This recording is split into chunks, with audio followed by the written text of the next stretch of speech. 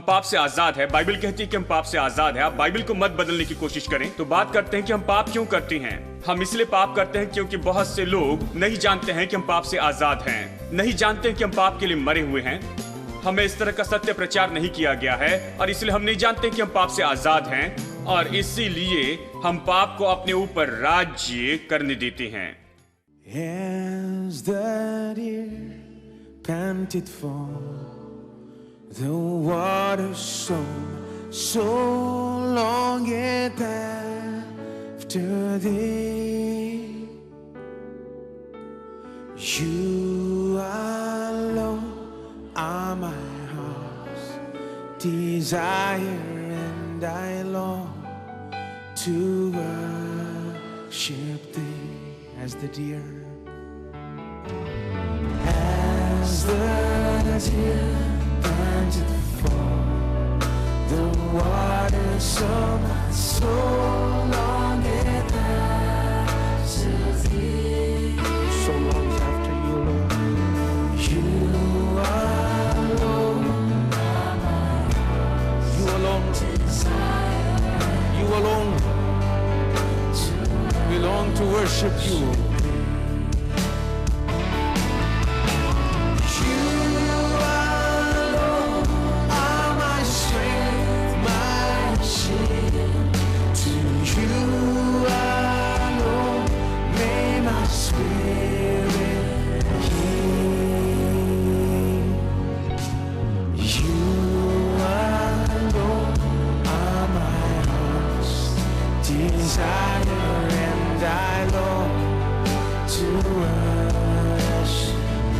As the deer pants,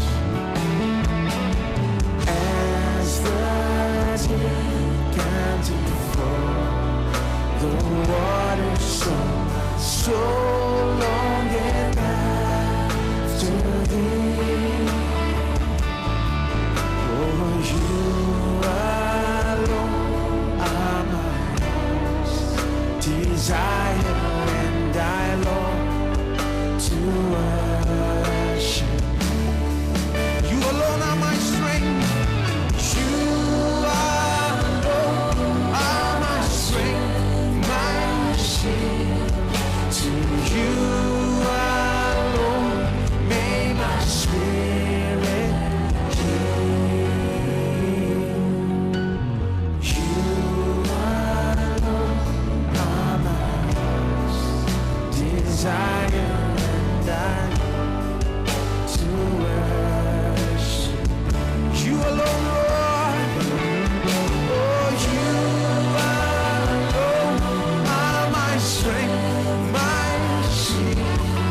To you alone may my spirit yield. You alone are my heart's desire, and I long to worship thee.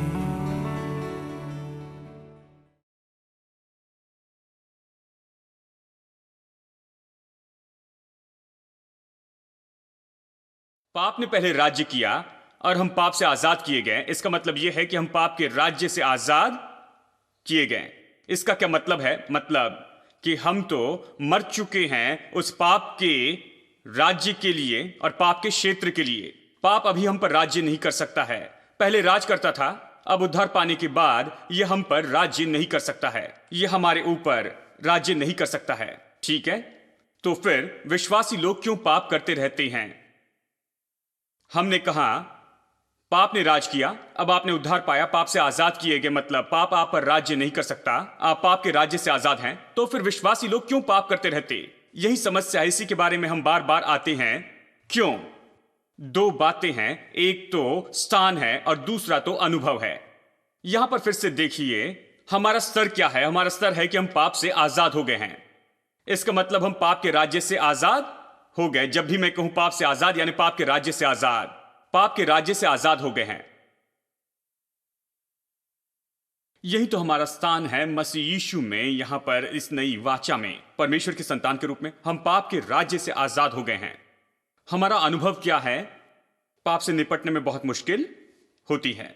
हम पाप में आकर्षण का अनुभव करते हैं, हम अनुभव करते हैं पाप में परीक्षाएं हमारे सामने आती हैं, हम उससे लड़ते जाते हैं। और ये सब हम इन दोनों को कैसे समझें? हम कैसे इस बात को समझ पाएं कि इसका मतलब क्या है कि पाप के लिए मर जाएं और पाप के राज्य से आजाद हो जाएं? हमारे अनुभव की ज्योति में लोग पाप क्यों करते हैं? यदि वो पाप के राज्य से आजाद हो गए तो पाप उन पर क्यों राज्य करता है? क्यों ये पाप का जो राज्य है उनके ऊपर दिखाई देता है? क्यों ऐसा लगता है कि पाप का राज्य उन पर भारी होता है? ऐसे क्यों दिखाई देता है कि वो अभी भी पाप के राज्य में हैं? वो क्यों पाप करते जाते हैं? इसे समझने के लिए चलिए एक उदाहरण देता हूं। देखिए, अमेरिका नाम के देश में, और केवल अमेरिका में नहीं लेकिन दूसरे देशों में भी गुलामी नाम की कोई परंपरा थी बहुत साल पहले। ठीक है, पुराने जमाने में, ये तो अनजान होने के दिन थे, यही कहूंगा। वो जहाज भर भर के लोगों को लेकर आते थे, खास करके अफ्रीका से लेकर आते, और उन्हें गुलाम बनाते थे बहुत से देशों में। अमेरिका के इतिहास में यह हुआ है। अब ये जो बुराई कई सालों तक चलती रही, जब तक कि एक व्यक्ति प्रेसिडेंट न बन जाए और उन्होंने जाना कि यह अच्छा नहीं है और इसे बंद करना चाहिए। और अब्राहम लिंकन प्रेसिडेंट थे और उन्होंने कुछ एक्शंस ली। यह बहुत मुश्किल था क्योंकि गुलाम है तो काम आसानी से होते थे, लोगों को नौकरी नहीं देनी थी, बस खरीद ले। मतलब वहां पर गुलाम खरीदे और बेचे जाते थे। आप गुलामों के बाजार में जाकर उन्हें खरीद सकते थे। ऊंचाई और बल और उनके उम्र के अनुसार कीमत निश्चित होती थी और लोगों को वह खरीद सकते थे, जैसे हम बकरियां खरीदते हैं। लेन देन, उनके बूढ़े होने पर जाकर उन्हें बेच सकते थे क्योंकि उन्हें भोजन नहीं देना चाहते हैं, जाकर उन्हें सस्ते में बेच दे और कुछ नया खरीद ले। जानते हैं, उन्हें कोई तनख्वाह नहीं दी जाती थी और उन्हें कोई भी अधिकार नहीं दिया जाता था, कोई भी कुछ भी नहीं, कोई सौभाग्य नहीं दिया जाता था। वो बस काम और काम काम करते थे। उन्हें खाना मिलता था और बस इतना ही। जानते हैं, जब वो काम नहीं कर सकते थे उन्हें बाहर निकाल देते थे और उनसे पीछा छुड़ा लेते थे। ये सब, और वो कुछ भी कर सकते थे। अगर वो अच्छे हैं तो उनके आखिर तक उन्हें पालते थे, नहीं तो उन्हें बेच देते थे। ऐसा हो रहा था। अब्राहम लिंकन ने एक नियम लाया और उन्होंने घोषणा की जिसे कहते हैं एमेंसिपेशन प्रोक्लेमेशन। और वहां पर यह कहा गया था कि अब से अमेरिका में कोई गुलाम नहीं होगा, यह स्वीकार नहीं किया जाएगा, हम इसे पूरी तरह से दूर कर रहे हैं। और ये तो कानून बनाया गया कि किसी को गुलाम नहीं बना सकते, कोई भी खरीद बेच नहीं सकता था, गुलाम नहीं बना सकते। कोई भी अमेरिका में गुलाम नहीं रहेगा, हर कोई एक समान नागरिक हो जाएगा। कानून ये कहता था कोई भी गुलाम नहीं बना सकता है। लेकिन क्या आप जानते हैं, कई साल के बाद भी, जबकि यह घोषणा हो चुकी थी, उसके बाद कई साल तक फिर भी ये लोग जो पहले वहां पर एक गुलाम जैसे थे, वो गोरों से डरते थे। वो फिर भी उस गोरे लोगों के वश में थे, खुद को अधीन कर देते थे उन गोरों के, क्योंकि वो उसके आदी हुए थे इतने सालों तक। वो यही जानते थे। और साथ ही मुख्य समस्या तो बस यही थी, ज्यादातर लोग अनपढ़ थे। ज्यादातर मतलब 99% लोग वो पढ़ ही नहीं सकते थे। वो तो पढ़ ही नहीं सकते थे। वो कभी स्कूल में नहीं गए, कभी उन्होंने पढ़ाई नहीं की, पढ़ नहीं सकते थे। उन दिनों में टेलीविजन नहीं था। हालांकि जबकि ये कानून बनाया गया, ये घोषणा की गई, कोई नहीं था कि उन्हें ये बताए कि इस तरह का कानून बनाया गया। उन्हें जाकर अखबार पढ़ना था, और उन्हें अखबार कहां से मिलने वाला था? देखिए, उन्हें जाकर इसे देखना था, लेकिन वो कहीं नहीं जा सकते थे उस खेत से। उन्हें बस वहीं पर रहना पड़ता था, कुछ नहीं कर सकते थे। वो गुलाम थे, जान भी नहीं पाते थे। उनके लिए पढ़कर जानना असंभव था, और इसलिए ये गुलाम बस गुलाम की मनोदशा के साथ में वहां बने रहें, और वो बस वैसे गुलाम रहे। आने वाले कई सालों तक वो ऐसे ही गुलाम बने रहें, क्योंकि वहां पर कोई नहीं था जो उन्हें बताए और ये सिखाए कि वो अभी गुलाम नहीं रहे हैं। लेकिन धीरे धीरे, देखिए, सब कुछ धीरे धीरे होता है। प्रभु का धन्यवाद हो उसके लिए। धीरे धीरे, जब कहता हूं धीरे धीरे, यानी 100 साल के बाद 100 साल के बाद 100 साल के बाद भी वो तो अभी भी, जब भी बस में चढ़ते थे, जब वो बस में चढ़ते थे, वो समझ गए थे कि अब गुलाम नहीं रह सकते। वो इसे तो समझे थे, लेकिन वो अपने अधिकार को नहीं समझ रहे थे। धीरे धीरे पता चला बस में चढ़ने के बाद सबसे पीछे बैठना पड़ता। स्कूल में जाना है तो अलग स्कूल में जाना है। रेस्टोरेंट में भी गोरे और कलर्ड लोगों के लिए अलग सेक्शन था। अगर बाथरूम जाना है तो वहां पर गोरे और कलर्ड लोगों के लिए अलग सेक्शन था, यानी कलर्ड यानी गोरों को छोड़कर। पहले से ही उन्हें अलग करके रखा। कुछ भी हो, इस तरह का पार्टीशन बन गया, सब कुछ अलग किया गया। चर्च भी अलग हो गए, काला चर्च, गोरे लोगों का चर्च, और सब कुछ इसी आधार पर अलग किया गया। और ये सब कुछ ठीक चल रहा था और लोग कह रहे थे ठीक है, इसमें कोई बात नहीं, चल रहा है। वो ऐसे ही जी रहे थे। देखिए, जब तक एक दिन एक महिला बस में नहीं चढ़ी और उसने आगे बैठने का निर्णय लिया क्योंकि सामने की सीट खाली थी, और एक गोरा आदमी वहां आया, उसके पास में आकर खड़ा हो गया और उसकी ओर देखने लगा। ऐसे देखने लगा जैसे उससे कह रहा है, क्या तुम्हें पता नहीं तुम्हें पीछे जाना चाहिए? उसने उनकी ओर देखकर कहा, आप पीछे क्यों नहीं बैठ जाते हैं? यह सच में हुआ है, यह इतिहास है।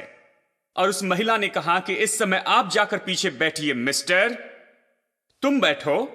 और वह आदमी तो पूरा चौंक गया और इसके कारण पूरे अमेरिका में बहुत बड़ी खलबली सी मच गई और प्रोटेस्ट किया गया और बहुत सा टेंशन इसके कारण निर्माण हो गया था।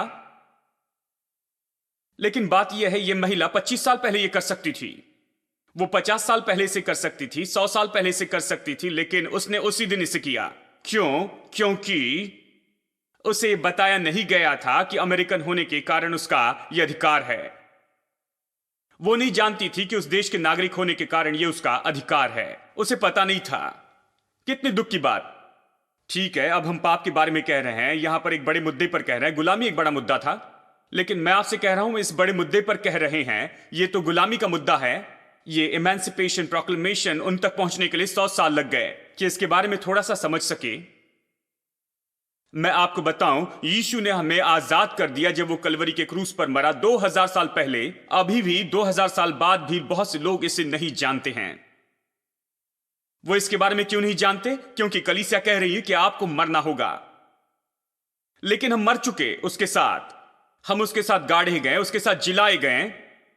और यहां पर मसीह कलीसिया में जो प्रचार होता है वो इस बात को मानते ही नहीं कि हम उसके साथ मर गए हैं। हम मरने की कोशिश कर रहे हैं, तो फिर उसके बाद में आपको कब दफनाया जाएगा और फिर आप कब जी उठेंगे? देखिए, मैं इसके बारे में बताऊंगा, ये पहचान के बारे में। ये सत्य तो बहुत ही महत्वपूर्ण है, लेकिन बात यह है कोई बताने के लिए तैयार नहीं था। कोई लोगों को यह नहीं बता रहा था, कोई यह नहीं बता रहा कि तुम सच में पाप से आजाद हो। और इसलिए 2000 साल बाद भी विश्वासी, चर्च के बाद में चर्च, देश के बाद देश, महान देशों के बाद देश, हम मसीह चर्च में जाते हैं। और मसीह चर्च तो वहां पर मानो हर गली में है। कुछ देशों में ऐसी परिस्थिति है, और अवश्य ही पुरसवाकम में, चेन्नई में।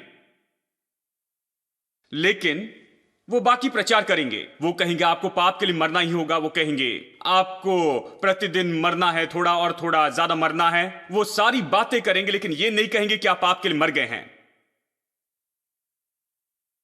क्या यह अजीब नहीं? शैतान के द्वारा भयानक युक्ति है जो हमें यहीं पर रोकना चाहता है। वो जानता है यदि हम समझ ले, अगर हम जान ले कि हम पाप से आजाद किए गए हैं, तो हम उस शैतान को चले जाने के लिए कहेंगे जैसे उस महिला ने कहा था। ठीक है, हम पाप के साथ वैसे ही व्यवहार करेंगे जैसे उस महिला ने उस पुरुष के साथ किया। शैतान ये जानता है, इसलिए वो सबको ऐसे ही उस स्तर पर रखता है। इस तरह के सिद्धांत प्रचार करने लगाता है कि हमें पाप के लिए मरना है और हमें इससे निपटना है और धीरे धीरे करके प्रतिदिन मरते जाना है। पाप से आजाद है प्रचार करने नहीं देता। हां, यही समस्या है। गुलामों की आजादी के इस नियम के बाद लगभग 100 साल बीत गए, इसके पहले कि यह महिला इसे जाने कि यह उसका अधिकार है। वो ये पा सकती है, वो उसे जाने के लिए कह सकती है। यदि चाहे तो वहां बैठने का इसके पास अधिकार है। ठीक है, और कोई भी जो वो कर रही थी उसे रोक नहीं सकता था। और मैं आपको बताऊं, जबकि टेलीविजन आ गया है, ये खबर जो है बड़ी तेजी से फैलती जाती है। मैं एक दिन वो संख्या के बारे में पढ़ रहा था, कैसे इतिहास में खबरें जो हैं वो तो बहुत तेजी से फैलती जा रही थी, लेकिन अब बहुत तेजी से फैलती जाती है। ये बताते हैं टेलीफोन, टेलीविजन और अखबार के प्रभाव के बारे में, और ये सब कैसे ये इस क्रिया में रफ्तार लाता है कि ज्ञान फैलाते चले जाएं, ज्ञान को फैलाते जाएं। और वो इस तरह बताते हैं कैसे सेल फोन और ये सब इंटरनेट और टेक्नोलॉजी के द्वारा वो कितनी तेजी से अगर कुछ यहाँ पर हुआ है तो वो हर जगह उसे फैलाते जाते हैं। ये इतनी तेजी से फैलता है कि विश्वास नहीं होगा, हम अलग संसार में जी रहे हैं। और उसके समय में टेलीविजन बड़ी बात थी। ये टेलीविजन पर आया और सबने देखा और उनके नगर के सभी लोगों ने ऐसे करना शुरू किया। बस में चढ़ते और सामने बैठते थे और उनकी ओर देखते थे। जानते थे, आप पीछे बैठिए भाई, जो भी पहले आता है यहां पर बैठ सकता है, मुझे पीछे बैठने की जरूरत नहीं। देखिए, और इसने पूरी तरह बदल दिया। जैसे आज अमेरिका है, एक भाई अपने बच्चे को लेकर गए कि उस बच्चे को स्कूल में दाखिल करें जहां पर केवल गोरे बच्चे पढ़ते थे। उन्होंने निर्णय लिया, मैं वही दाखिल करूंगा, कौन मुझे रोकेगा। पहले किसी ने नहीं सोचा, लेकिन उन्होंने जाना जहां चाहे बच्चे को दाखिल करूंगा। देखिए, यहां पर भारत में हम लोग आदी हैं कि रात भर हम लाइन में खड़े रहें स्कूल के एप्लीकेशन के लिए, और फिर हमें सिफारिश लानी पड़ती है, और फिर डोनेशन भी देना पड़ता है, और फिर आशा करके प्रार्थना करनी है कि एडमिशन मिल जाए। ठीक है, ये बड़ी प्रोसेस है। स्वर्ग में आसानी से दाखिल होंगे, स्कूल में एडमिशन मिलने से तो वो बहुत आसान होगा, लेकिन वहां अलग सिस्टम है। कहीं ऐसा क्षेत्र है जैसे कि पुरुषवाकम, तो फिर वो सोचते इतने लोग यहां रहते तो इनकी जरूरत क्या है, और उस जरूरत के अनुसार वो बनाएंगे उतने ही नर्सरी स्कूल्स, उतने एलिमेंट्री स्कूल और उतने हाई स्कूल्स उस जगह में कि सभी के लिए काफी हो जाए। और कोई भी जो इस जगह पर रहता है, ये इनका अधिकार है कि वहां पर एडमिशन ले। कोई इनकार नहीं कर सकता है, लाइन में खड़े रहना नहीं है, कोई डोनेशन भी नहीं देना है, किताबें भी मुफ्त में हैं। किताबें तो वहां क्लास में जैसे एंट्री करते वहां पर रखी होती हैं, और हर कोई वो किताब लेता है, अपने साथ में पूरे सेमेस्टर में रखता है, सेमेस्टर के आखिर में वापस करते हैं। अगर नहीं लौटा सकते हैं तो दाम चुकाना है, यदि बुक खो जाती है तो दाम चुकाना है, और किताब लौटाते हैं। देखिए, किताबें, हर किताब तो लगभग 4 कलर प्रिंटिंग और उस पर चित्र होगी, ये सब होगा मुफ्त में, किसी को नहीं खरीदना है। स्कूल में जाने के लिए कोई कीमत नहीं लगती। 40-50 बसें होती हैं, वो आकर आपके घर से 100 मीटर की दूरी पर बच्चों को लेकर जाते हैं। वहां पर कुछ मीटर की मांग होती है, आप उस बच्चे को उससे ज्यादा नहीं चला सकते, उतने मीटर के अंदर ही उस बच्चे को लेना है और बच्चे को वापस छोड़ना है। मुफ्त में कुछ भी कोई कलेक्शन नहीं लेना है। यानी स्कूल में जाना तो पूरी तरह से मुफ्त में है, और दोपहर का खाना $2 या $3 देने पड़ते हैं स्कूल में वहां पर भोजन के लिए। अच्छा भोजन मिलता है, पक्का भोजन। और अगर दाम नहीं चुका सकते, अगर आप वो नहीं चुकाना चाहते तो बस जाइए और साइन करें, मैं चुका नहीं सकता, बस साइन करें कि भोजन चाहिए लेकिन चुका नहीं सकते, तो खा सकते हैं। कोई सवाल नहीं पूछता, ये और उसका कोई सबूत नहीं चाहिए, कोई सवाल नहीं है, आप वही भोजन कर सकते हैं। यानी उनके पास ये सौभाग्य है, नागरिक के रूप में, केवल नागरिक नहीं, यहां तक शरणार्थी लोगों को भी ये दिया गया है। एक मैक्सिकन ने अपने बच्चे को स्कूल में भेजा और वो उसका दाखिला नहीं कर रहे थे, क्योंकि उन्होंने कहा ये टैक्स नहीं चुकाते हैं, ये नहीं कर रहे हैं, ये तो अनैतिक हैं। कोर्ट ने कहा इसे दाखिल करें, क्योंकि इस क्षेत्र के सभी बच्चे स्कूल में जाते हैं, क्या ये बच्चा घर में ही रहेगा, इसे दाखिल कीजिए, चाहे ये बाहर का हो या कोई भी हो, शरणार्थी हो, जो भी हो, इसे दाखिला चाहिए, इसे दाखिला दे। कानून इसी तरह से, देखिए, लोग इस कानून का उपयोग करते हैं। तो इसने निर्णय लिया, मैं इस बच्चे को स्कूल में डालूंगा। उसे रोकने वाला कोई नहीं था, केवल वही खुद को रोक रहा था। वो बहुत पहले ही ये कर सकता था, सच में वो खुद स्कूल में जा सकते थे, लेकिन वो नहीं गए क्योंकि उनके पिताजी को पता नहीं था। अब वो अच्छे से जानते हैं, इसलिए वो अपने बच्चे को लेकर गए। ये 60 के दशक की बात है, वो उसे स्कूल में डालना चाहते थे और उस समय वो स्कूल में लेकर गए। स्कूल वाले देखने लगे, मेरे प्रभु ये कहां से आ गए हैं, क्या तुम्हें पता नहीं कौन से स्कूल में जाना है, अपने क्षेत्र में जाइए, अपनी जगह पर जाइए। उन्होंने कहा नहीं, हम जानते हैं हमारी जगह कहां पर है, मैं जानता हूं ये हमारी जगह है। मैं अपने बच्चे को यहीं पर रखूंगा। और उन्हें कोई भी नहीं रोक सका। देखिए, जब रोकने की कोशिश की, सरकार ने वहां पर बैकअप पुलिस भेजी और सब कुछ भेजा कि बच्चे की रक्षा करे और इस बच्चे को स्कूल में आने दे, क्योंकि ये कानूनन रूप में किया गया था और इसीलिए सरकार ने बैकअप भी दिया। हेलो, मैं ये सब कुछ क्यों कह रहा हूं? हम इसी सवाल को देख रहे हैं, यदि हम पाप से आजाद हो गए तो क्यों पाप करते हैं? मैं आपसे कह रहा हूं, हम पाप से आजाद है। बाइबल कहती है कि हम पाप से आजाद है। आप बाइबल को मत बदलने की कोशिश करें। तो बात करते हैं कि हम पाप क्यों करते हैं। हम इसलिए पाप करते हैं क्योंकि बहुत से लोग नहीं जानते हैं कि हम पाप से आजाद हैं, नहीं जानते हैं कि हम पाप के लिए मरे हुए हैं। हमें इस तरह का सत्य प्रचार नहीं किया गया है और इसलिए हम नहीं जानते कि हम पाप से आजाद हैं और इसीलिए हम पाप को अपने ऊपर राज्य करने देते हैं। बस यही कारण है। एक और लड़के ने, कॉलेज के स्टूडेंट ने निर्णय लिया कि वो गोरों के कॉलेज में जाएगा। वो वहां पर गया, उसे एडमिशन चाहिए थी और यहां तक कि उस राज्य का गवर्नर भी इस तरह की बातों को जानता था। डिसएग्रीगेशन उसकी बात नहीं थी, वो सारी बातें सेग्रीगेट रखना चाहते थे। तो वॉशिंगटन डीसी से प्रेसिडेंट ने एक आदमी भेजा, फेडरल एजेंट को, क्योंकि स्टेट गवर्नमेंट उसके एडमिशन के लिए मदद नहीं कर रही थी, क्योंकि राज्य सरकार खिलाफ थी। तो फेडरल गवर्नमेंट ने वहां पर अपने लोगों को भेजा कि यहां पर उसे एडमिशन मिले वहां, क्योंकि यह उनके कानून के अनुसार था। हेलो, मैं आपको बताऊं, अगर यह ऐसी बात है, एक सामान्य बात में, उस मुद्दे से जिसके बारे में हम कह रहे हैं, यह तो बहुत छोटा मुद्दा है। यदि सरकार और पूरे संसार की सामर्थ्य आपके पीछे आकर खड़ी होती है, जब आप डटकर अपने पैर रखते हैं, अपने अधिकार का दावा करते हैं, तब वो आपके पीछे रहते हैं। अगर ये बात सच है तो कितना ज्यादा एक परमेश्वर की संतान के रूप में आप निश्चय डटकर खड़े रहते हैं और पाप की ओर देखकर कहते हैं, तुम जाकर पीछे खड़े हो जाओ, तुम जो कहते हो वो मैं कभी नहीं करूंगा, क्योंकि मैं तो तुम्हारी सामर्थ से आजाद हूं, मैं तो आजाद हूं तुमसे। तुम मुझ पर राज्य नहीं कर सकते, तुम मुझ पर राज्य नहीं कर सकते, तुम मुझे नहीं बता सकते कि मुझे क्या करना है। अगर आप इस तरह से कहें तो मैं बताऊं, पूरा स्वर्ग आकर आपके पीछे खड़े होगा। कुछ लोगों के लिए पवित्र आत्मा भी मदद नहीं कर सकता है, हाँ, क्योंकि ये ऐसे लोग हैं जो कहते हैं, ठीक है मैं पीछे की सीट पर बैठ जाता हूं भाई, मुझे परेशानी नहीं चाहिए। क्यों परेशानी करें? सैकड़ों सालों से हमारे पूर्वज पीछे की सीट पर बैठे हैं, तो फिर कोई बात नहीं, कृपया करके हमें माफ कीजिए, मैं पीछे बैठता हूं। तो फिर सरकार आपकी कैसे मदद करेगी? चाहे सरकार ने कानून बनाए हैं कि आप आकर सामने की सीट पर बैठें, तो कैसे वो आपकी मदद करेंगे जब आप कहते हैं कि आपको सामने की सीट नहीं चाहिए, आप पीछे ही बैठे रहेंगे?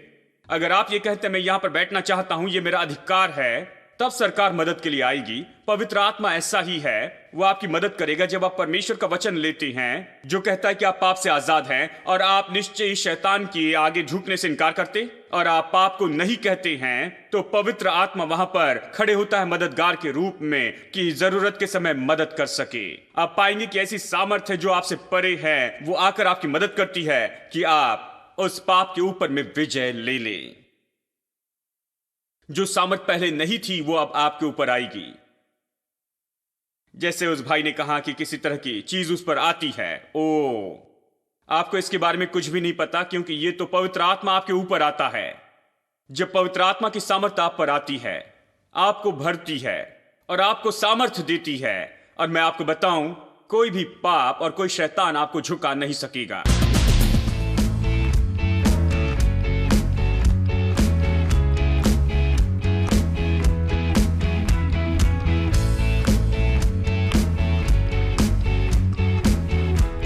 Fighting for us. God is fighting for us. God is on our side. He has overcome us. He has overcome. We will not be shaken. We will not be moved. Jesus, you are here. Carrying our burdens, covering our shame. He has overcome us. He has overcome. We will not be shaken. We will not be moved. Jesus, you are here. I will live. I will not die. The resurrection power of Christ alive in me, and I am free in Jesus' name. I will live. I will not die. I will declare and lift too high. Christ revealed, and I am healed in Jesus' name.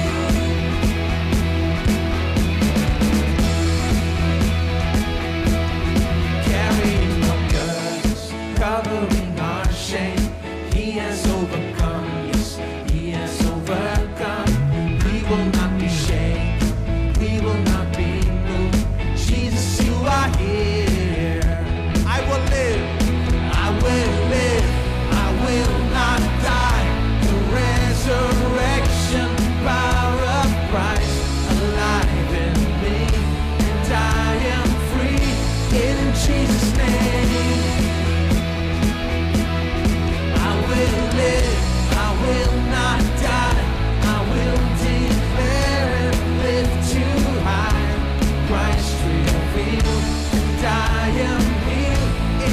Jesus' name.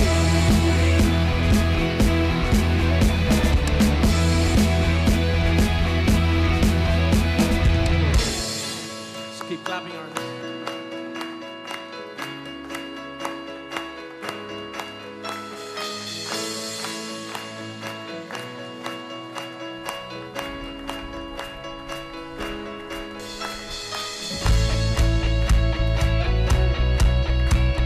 In Jesus' name, we have the victory.